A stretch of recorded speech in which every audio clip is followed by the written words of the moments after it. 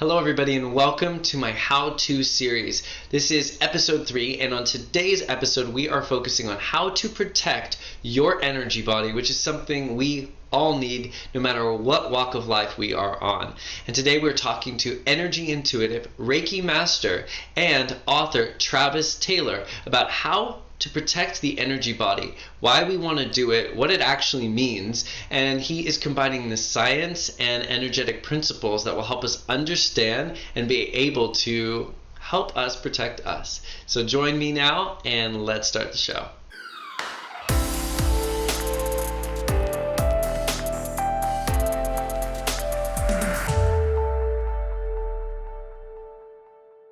With Travis Taylor, and we are talking about protecting the energy body and what it is and why we want to do it. And I'm telling you, I need to protect my energy body, and I'm sure many people need to learn how to protect theirs. So we are here to discuss that today. Travis, how are you?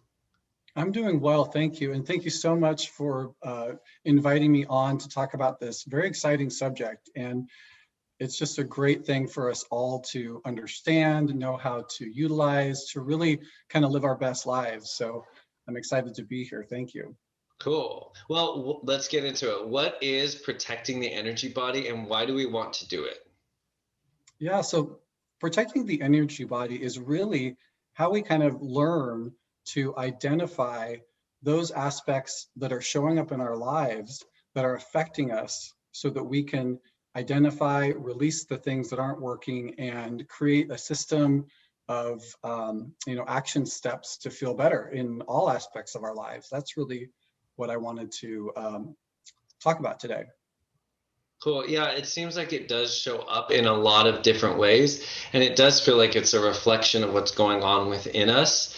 That I think that it's allowing us to be able to access. And sometimes if we don't know how to manage it, what it's telling us, it can be a very confusing experience. So I'm glad you're going to teach us like how to really see that and how to work through it. Yeah, sure. So I want to start by talking about what the energy body is.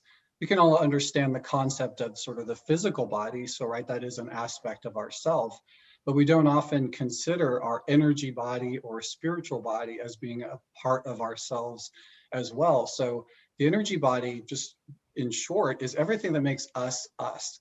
So we want to live life feeling more freedom and vibrancy in our health. We want to be joyful and really have the energy that we need to thrive. So, and the other thing to think about is that we have oftentimes unconscious or subconscious connections with energy draining experiences or traumas or people. And we want to identify what those look like so that we can figure out how to get rid of them, right? And also prevent them from showing up again. I think that's really an incredible strategy to think about, but also being independent. We live lives free from any negative or draining influence of others.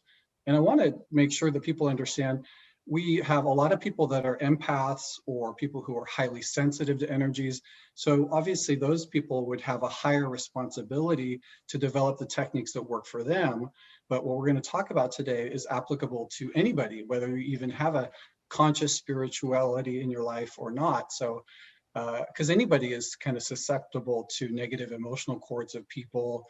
But the idea that I want to reinforce as well is that we are multidimensional beings and we're becoming more multidimensional as we evolve.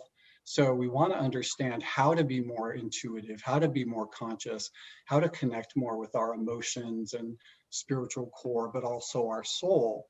So I'm really excited to kind of talk even more about this.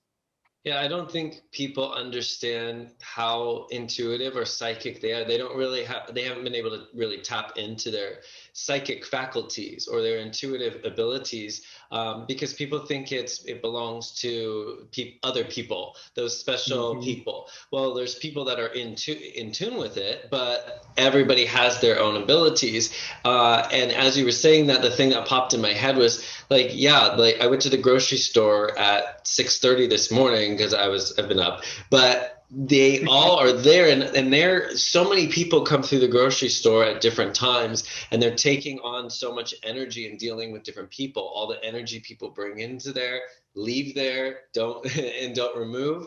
And it really comes in all forms, regardless if you're an intuitive person or if you work at the grocery store. So I really like that you're bringing up that point, that it really spans in all aspects of life. Right. And I want to also just highlight that there is scientific evidence that demonstrates the principles that we're going to talk about today. Kirlian photography, for example, is a way that you can have a photograph taken of your aura, which is in fact something that exists as part of our energy body. It's the extent of our sort of physicality in the third dimensional space. But what I just read this morning is there's actually evidence that's been demonstrated by physicists of the fifth dimensional reality showing up in the third, which for the first time is showing us, wow, not only am I individually evolving, but as we know, everything around us, our environment, our dimension is shifting. So this is such an important thing to understand. What is it that I want as an individual person in my life? And how can I, be my best self and evolve more consciously to the things that I want? I mean, life can be hard enough right now for everybody, and is in a lot of ways. And what's interesting that I found is that we have a collective agreement around the year, right? 2020 and what it was. And 2021 came along, and part of the agreement was, well, we're going to have a whole new reality in 2021. But what actually happened was 2021 very early on said, no, this is part of your collective. Here's what you need to create. And so how do we do that? And that's what we're going to talk about today. And like I said, empaths, and I want to just share a little bit about what an empath is for people who might not understand. Is an empath is somebody who is particularly sensitive to energies and can feel or even take on other people's emotions as their own. So it can be more difficult to discern how I might be feeling versus I'm actually taking on everyone else's stuff and not even necessarily know my own emotions, which keeps me away from an individual ability to have my own intuition about my own life or decisions or goals or joys, things like that. So what we're going to talk about today is going to work for everybody, but I want to make sure that people understand if you identify as an empath, you want to look at the ways in which you might be more sensitive and take more action steps to protect yourself from harmful impacts of to your energy body.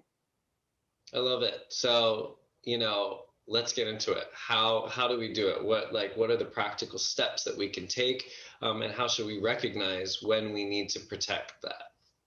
Sure, and I want to just share briefly a little bit more about the energy body, because we exist in the third dimensional space. It includes our thoughts, emotions, beliefs, whether those are conscious, unconscious, or subconscious. The conscious beliefs that we have are those that we're aware of, the things that we think, we identify our thoughts, we talk and communicate, those all we seem to understand. The unconscious ones are those that are operating under our awareness that exist within us.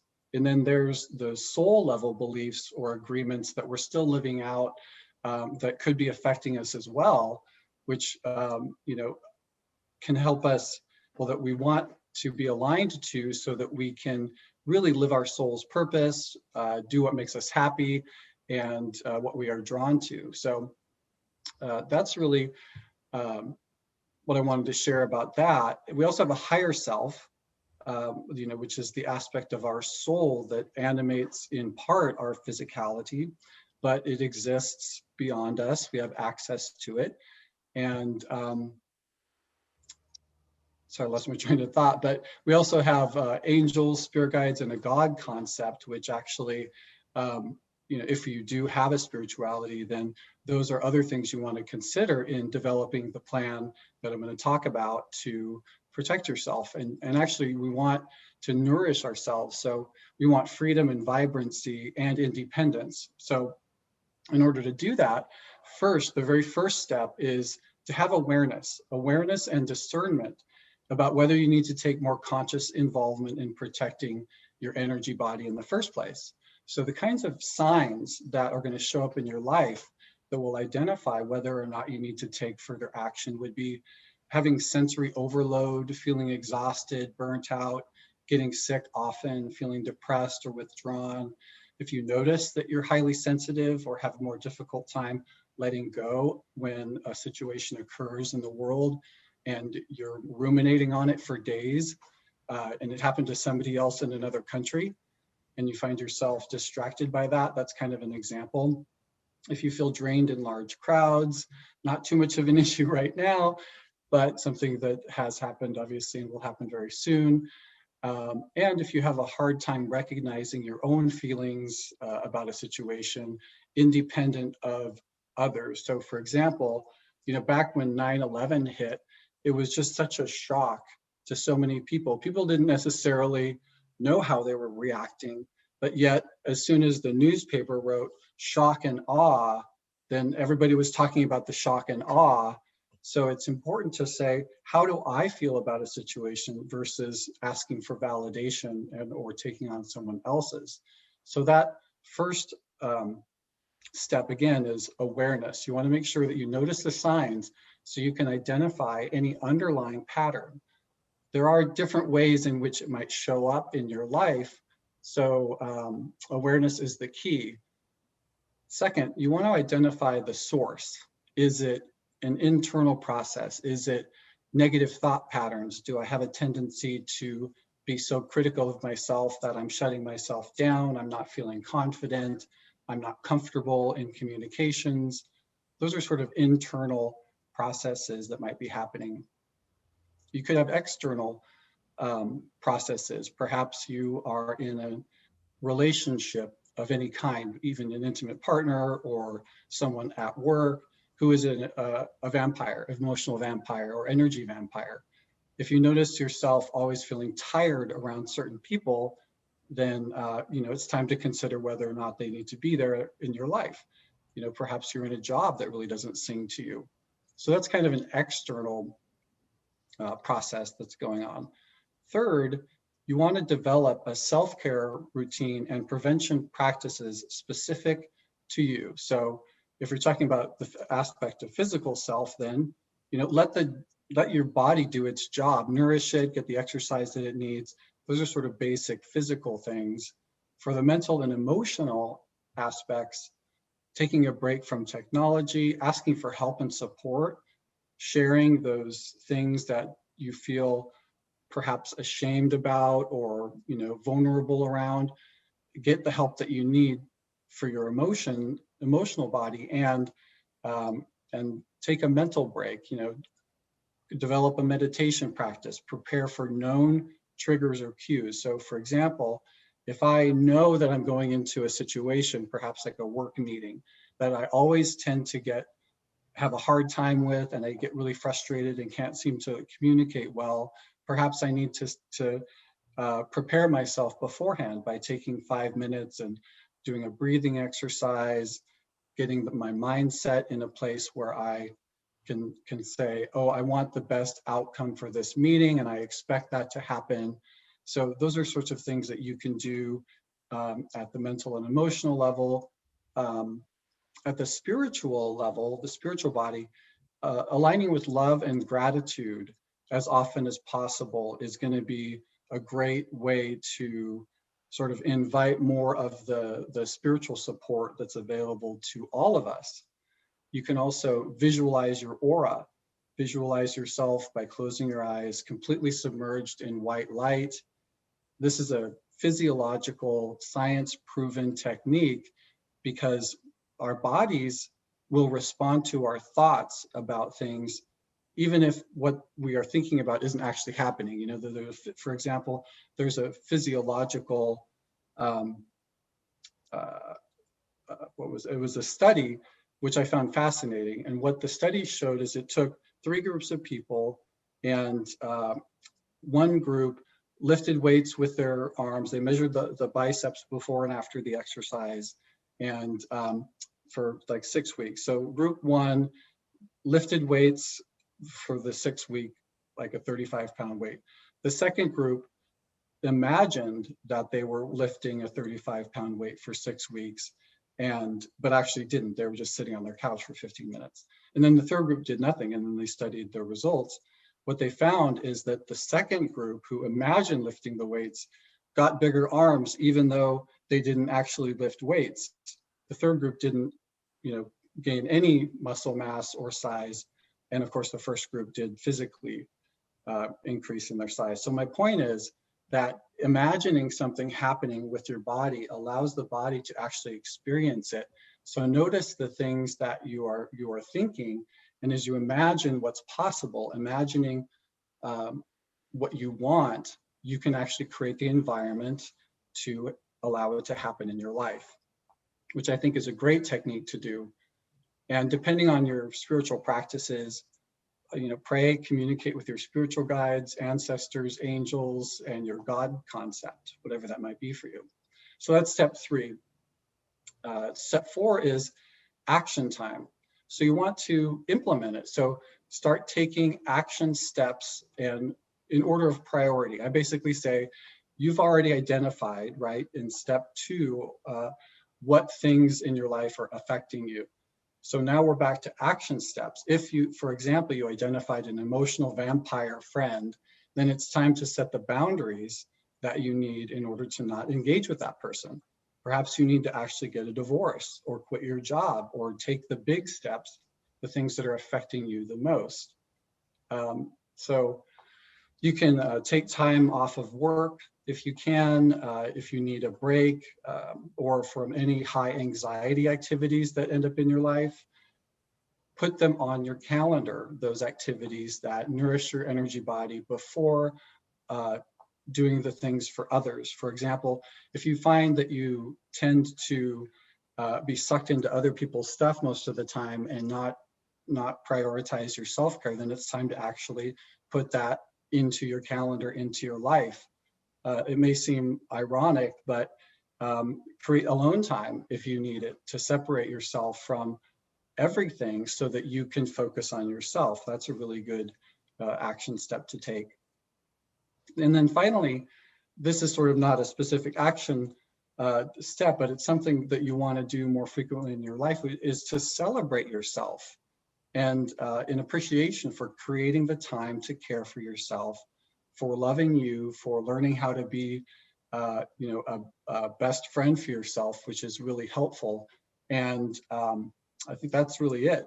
Those are the 5 steps that I share about protecting the energy body. It's interesting because all of these steps really are like steps to raising the vibration of your energy. So it's like Right. protecting the energy body is like goes hand in hand with raising your vibration. But doing these steps, having an awareness makes you more conscious, makes you more present, because the awareness allows you to see what's actually taking place in the moment rather than creating a bunch of ideas of what something could be. You're like, I'm choosing to be aware of the issue that's taking place right now, making one person conscious, making their vibration raise naturally. And yeah, we could have easily called this, protecting and nourishing your energy body. And you're absolutely right. I mean, the vibrational, increase that we do by any of these is going to allow us to, feel better. And as we know, there's also some scientific evidence. I always like to point to science because a lot of people just think this stuff is just too ethereal. It's too, pseudoscience, and there's just not enough evidence to support that it actually is working well. Science is catching up to what a lot of seers and mediums and psychics have known for a lot of time about the energy body. They've measured the chakras, interestingly enough, which are the energy vortexes that basically translate non-physical energy into physical energy in the body and go through us. And they've actually been able to show that, for example, in the heart chakra, if you put an EEG little measurement right here, the frequency just outside the chakra is a slightly different frequency than inside. and they've measured it at 2 inches around. So you can actually say, yeah, science has proven the existence of chakras in our body. And then we want to have techniques to support those as well, which, is too much for this show, but there are definitely, I have my own, Divine Insight show where I've talked about the chakras often, and I teach classes and workshops on how these chakras interact with the body. And they all have a physical, mental, emotional, and spiritual aspect to them. So we can talk about sort of chakras another time, but I didn't want to talk about them now because I think these are some of the other more basic things that we can do. And I know that, I basically scratched the surface. There is a lot more that we could go into. It'd be a 3-hour show, but I didn't want to get into that too much today, but just basically cover sort of the highlights and, synthesize down a very long conversation about several different things that you want to do in your life. And there's certainly a lot more that we could talk about. Yeah, I think that these are really, it is very important that everyone sees that they're affected by these things, that even though if they don't understand the energetic components to it and or the science behind it, it's still that first step that you just said, the awareness. And I think that having this conversation and having these practical steps is the awareness. It is the first step. And so I think it's actually very important that this was laid on that foundation of the awareness that we have these energy bodies, that they are affected by the things that are around us, and the honestly easy ways that we can be able to shift that and change it. Because as you said, it stems with the thoughts. The body responds to the thoughts. That is a science-based fact that has come forward. And you saying that shows that even if you are aware of this, you find the source, you take self-care, meaning do a white light ritual, do a shower where you're cleaning your physical body and your energy body at the same time. Just saying with that intention, your thoughts will shift that reality, and I like that you Yeah. bring in the fact that there is science based that these energies do exist, because then people will be like, well, oh, so it's your mind over, people think, oh, it's mind over matter. Then they're going to think that, Yeah. oh, your thoughts, then there isn't the energy thing because your thoughts are what's creating it. So this is a really good way of combining these concepts together and showing that when you said the mental, emotional, and spiritual and physical bodies, it's important that you look at those four bodies, and then you And we look have at more too, as you know. We have cosmic chakras, but that's yeah, another topic for another day. So true, though. Awareness is the key because we operate so often on systems that we have put in place at some point in our lives by choice or by circumstance, and even past lives. So these things are showing up.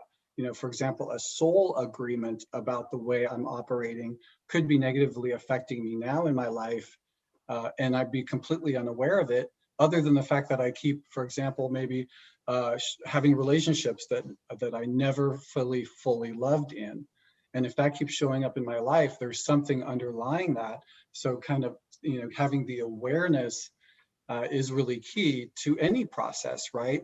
Anything, in any addiction patterning or noticing yourself using too much technology, needing a break, we just are in denial often about things that aren't working other than feeling the symptom. And we often treat the symptom versus the source. And I think it's great to dive a little bit deeper. And we can only do that if we set and prioritize self-care as part of our lives and saying, I deserve to be a priority in my life. How can I do that in a way that feels good to me so that I can help others in the way that I was designed to do? It's really funny that you say that you might not be aware that it's something from a past life or a soul contract, things like that.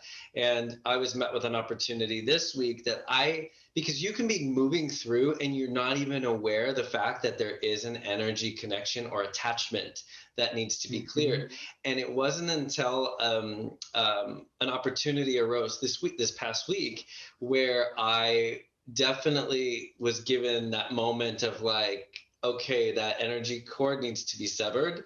And when it Hmm. did, everything opened up.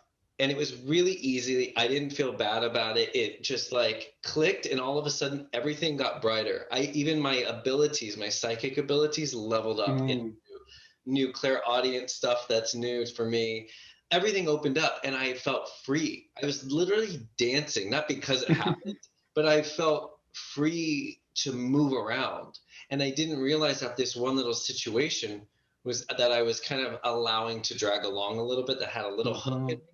I didn't realize it was actually creating a little bit of a drag and a weight until the moment it left. So it's so funny that you like bring that up because I had that experience this week. It's so funny too, and I'm excited to hear about that experience because I do a lot of decording work in my healing practice, when I work with people, because nearly every single person that I have worked on has had a cord connection of someone that had been in their life whenever it happened, that was still negatively impacting them. And I'll give you an example. I had a client who was on heavy medication for back pain, and she was in her 60s and had a very difficult time walking. And when I had a session with her, you would think, intellectually that I'd be working on her back, specifically doing Reiki on her spine or her root chakra, which is about bones and the blood. And no, I was talking about her mother who was on the other side. And I kept seeing her mom in the session. And I was like, God, she's kind of mean. Why is she so mean? And then I shared that with a client because it's kind of embarrassing to tell somebody their mom's a kind of a jerk. But it was true for her. And the mom's meanwhile yelling at me from the other side, and I was like, was she judgmental? And it turned out that there was such a negative impact on the abuse, not only emotional abuse, but physical abuse on her as a young girl. I said, I just see you dancing and how much you wanted to dance, but your mom never let you and had all this, talked to you negatively. And it turned out that to be true. And so we did some work around releasing the mom, letting the mom go. And within a week and a half, not only was she off her medication, but she was able to walk upstairs in the office that she had worked in for 20 years for the first time. And she did a dance at the top. And I was like, oh my God, this is very real and experiential for folks. And it is important. And I think part of what happens with people is because at our core, we desire connection, and we desire to have love around us all the time. We might project, inaccurate or just attract certain types of relationships because we want to fix them or for whatever reason. But it can be difficult to let go of them because it feels like I'm going to lose something intellectually. And also at the soul level, we can sometimes have agreements about that. But my point is, it is so important to have the awareness and know the source. Because if I think that my knee pain is because of, you I run, but I don't look at the way in which I'm not stepping forward in my life, or I'm trying to outrun something that I'm feeling chased by in my life, then the energetic pattern isn't necessarily being corrected or identified. So I think, like I said, it's so obviously important. That's why I talk about this so often in my life.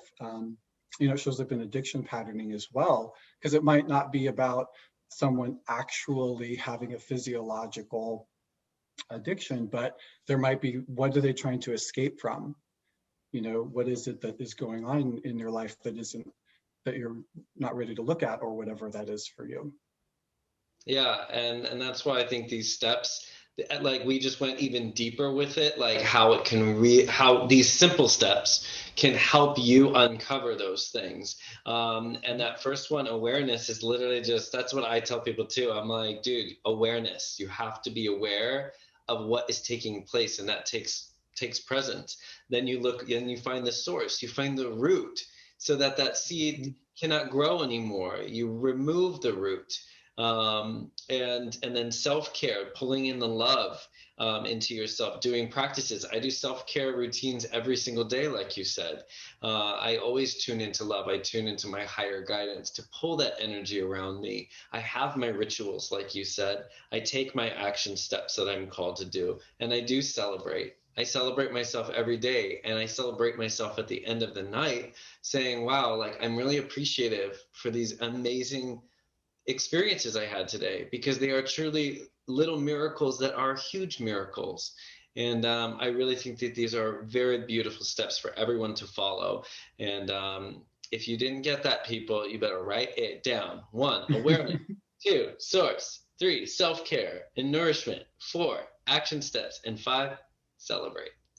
Yeah, and I would add prevention practices into the Oh, third yeah. as well. So self-care routine and prevention practices, because it's great to like let go of trying to let go of a relationship. Like for example, oh, I did a great meditation release of a toxic cord, but then a week later I'm still in the same situation with another person. I was like, oh, maybe that wasn't the actual source. So that's really good. Um, yeah, this is just such a fun and amazing topic to talk about. So I'm so grateful to you that you are invited me on today. Well, I can't wait till we meet again and bring more information about the chakra centers and dive in even more deeper. And I think this is a really good start for people to start being more aware of their empathic abilities. Of course, some are stronger empaths than others, but we are all taking on energy on different levels in all the respective, even if they're at home but they're still communicating with people, or they're at the grocery store, or they're stopping by the gas station. It can still take on that energy, that it's, I think there's like a word called vibroturgy or vibraturgy, Mm. how you pronounce it, but about how everything's vibrational and it latches onto other vibrations, and then we take that on. So I think this is amazing, and I truly appreciate you for talking and teaching people about this. What are your, I'm going to list them, but what are your, how can people find you? What's your website and all that? Sure. And I also want to let you know, I was meditating and asking for guidance on what I could create for people in January. And I was called to develop a very specific type of session for people, which includes basically a half hour of intuitive work and an hour of healing around creating soul goals for 2021. So it's going to be a wonderful deep dive and a little bit different than what I would do ordinarily. But you can reach me by going to divineinsight.com. You can also follow me on Instagram. Most often Tuesdays at 5:30, I do a live Instagram where I just answer quick questions for folks and pull tarot cards, which are super fun to do. And I'm also just announced a mentoring program for 2021 as well. That's on my website, and I'm going to push it out towards social media as well. But I do a lot of different type of work, and if somebody's just interested in getting an assessment, for example, they can book a 15-minute donation-based energy assessment that I will do with them, and then see what comes up later. But I really was called to create systems for allowing people to have transformational tools in their daily life. That's really one of my goals. And so I also have a podcast and a YouTube show. It's called Divine Insight. And I'm really excited to help people in any way that I can and be there for you. And we all need each other right now. So this is a great time. So thank you for our connection, and everything that you do is just incredible.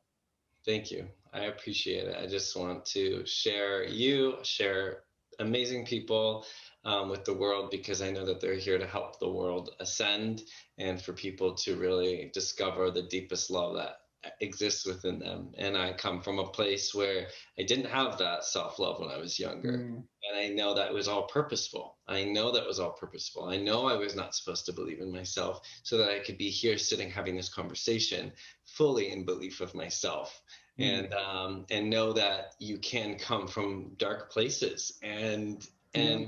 for as deep as it is, there is the exact opposite light to that. So I'm very excited. Thank you. I appreciate that. And I appreciate Yeah, everybody. awesome. And thank you all for watching or listening. And I'm excited to meet you if you decide to connect with me. Thank you so much.